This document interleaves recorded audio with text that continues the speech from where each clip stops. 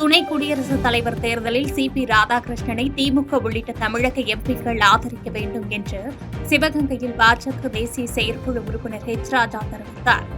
சிவகங்கையில் செய்தியாளர்களை சந்தித்த பாஜக மூத்த தலைவர் ஹெச். ராஜா, பிரதமர் மோடி தமிழகத்தின் மீது எப்போதும் மரியாதையும் அன்பும் வைத்திருப்பவர். இந்திய பிரதமர்களிலேயே அதிக முறை தமிழகத்திற்கு வந்து மக்களுக்கு அள்ளி கொடுத்தவர் மோடி என்று தெரிவித்தார். இந்தியா கூட்டணி வேட்பாளர் போட்டியிட்டாலும் நிறுத்தினாலும் எண்ணிக்கைப்படி தேசிய ஜனநாயக கூட்டணியே வெற்றி பெறும் என்று தெரிவித்த ஹெச். ராஜா, ஆர். வெங்கட்ராமனுக்கு பிறகு யாரும் தமிழகத்திலிருந்து துணை குடியரசுத் தலைவராக வரவில்லை. இதனால் திமுக எம்பிக்கள் சி.பி. ராதாகிருஷ்ணனை ஆதரிக்க வேண்டும் என்று கேட்டுக் கொண்டார்.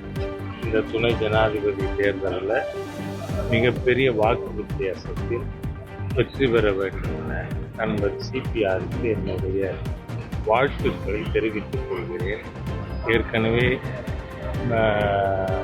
இராணுவ அமைச்சரும் இந்த துணை ஜனாதிபதி தேர்தலுக்கான ஒருங்கிணைப்பாளருமாக இருக்கின்ற திரு ராஜ்நாத் சிங் அவர்கள்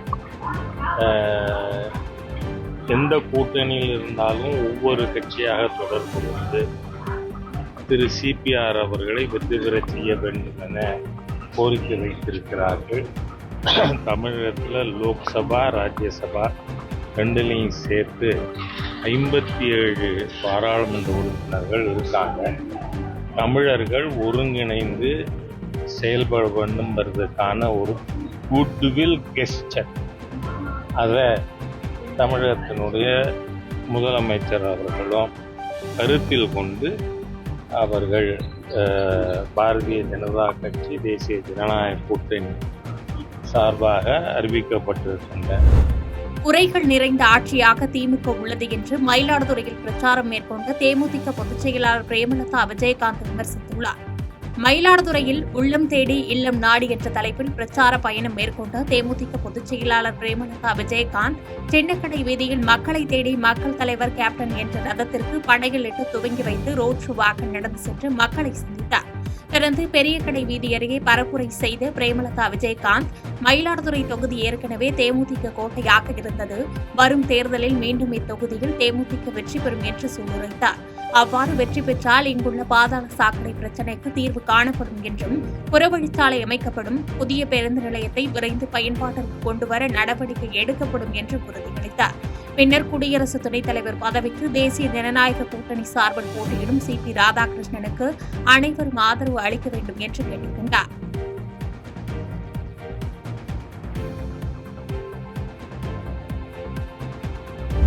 சென்னை ஆர்.கே. நகரில் சட்டமன்ற தொகுதி மேம்பாட்டு நிதியில் 1,97,00,000 செலவில் அமைக்கப்பட்ட புதிய கீழ்நிலை தொட்டி மற்றும் ராட்சத மோட்டார்கள் அமைக்கும் பணி தொடங்கியது. சென்னை புதுவண்ணாரப்பேட்டை ஆர்.கே. நகர் தொகுதிக்கு உட்பட்ட பகுதிகளில் மழைநீர் தேங்குவதால் காவலர் குடியிருப்பு, இந்திரா நகர் உள்ளிட்ட பகுதி மக்கள் அவதியடைந்து வருகின்றனர்.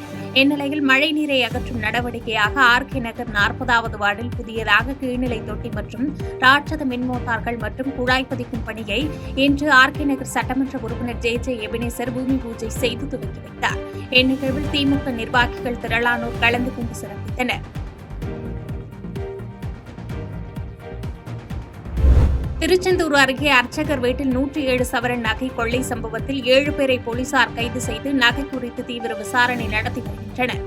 தூத்துக்குடி மாவட்டம் குலசேகரப்பட்டினம் பகுதியில் அண்மையில் உயிரிழந்த கோவில் அர்ச்சகரின் வீட்டிலிருந்து 107 சவரன் நகையை திருடர்கள் கொள்ளையடித்து சென்றனர். கடந்த 10 நாட்களுக்கு முன்பு அர்ச்சகர் ஞானமுத்து உயிரிழந்த நிலையில் அவரது மனைவி பிரியா ஆறுதலுக்காக தனது தாய் வீட்டிற்கு சென்றதாக கூறப்படுகிறது. வீட்டில் யாரும் இல்லை என்பதை உறுதி செய்து கொண்டு திருடர்கள் கைவரிசை காட்டியிருப்பது விசாரணையில் தெரியவந்த நிலையில் இதுகுறித்து குலசேகரன்பட்டினம் போலீசார் வழக்கு பதிவு செய்து விசாரணை மேற்கொண்டு வந்தனர். இந்நிலையில் குலசேகரப்பட்டினத்தை சேர்ந்த சின்னதுரை என்பவரது தலைமையில் நண்பர்கள் சுந்தர், இசக்கிமுத்து உள்ளிட்ட 7 பேர் கூட்டாக சேர்ந்து இந்த கொள்ளை சம்பவத்தில் ஈடுபட்டது தெரியவந்தது. இவர்கள் 7 பேரை கைது செய்த குலசேகரம்பட்டினம் போலீசார் நகை குறித்து விசாரணை மேற்கொண்டு வருகின்றனர். குறிப்பாக கொள்ளை சம்பவத்தில் கைதானவர்களில் சிலர் பல்வேறு குற்ற வழக்குகளில் கைதாகி சிறையில் இருந்தபோது இந்த கொள்ளைக்கு திட்டம் தீட்டியது விசாரணையில் அம்பலமாகியுள்ளது குறிப்பிடத்தக்கது.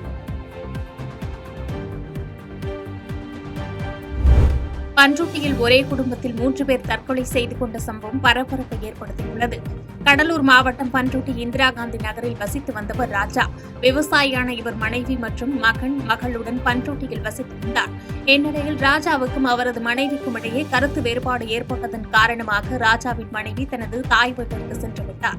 மகன் மற்றும் மகளுடன் ராஜா வசித்து வந்த நிலையில் மீண்டும் மனைவியை தன்னோடு வாழ அழைத்துள்ளார். இதற்கு அவரது மனைவி மறுப்பு தெரிவித்து வந்ததாக கூறப்படுகிறது.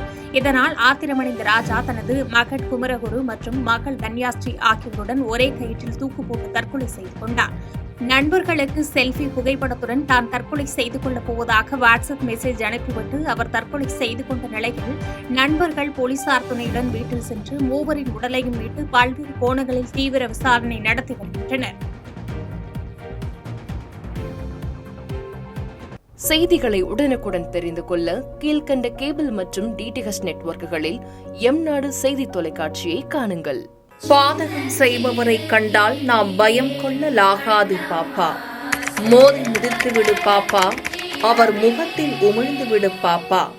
அண்மை செய்திகளை உடனுக்குடன் தெரிந்து கொள்ள இணைந்திருங்கள் எம்நாடு தொலைக்காட்சியுடன்.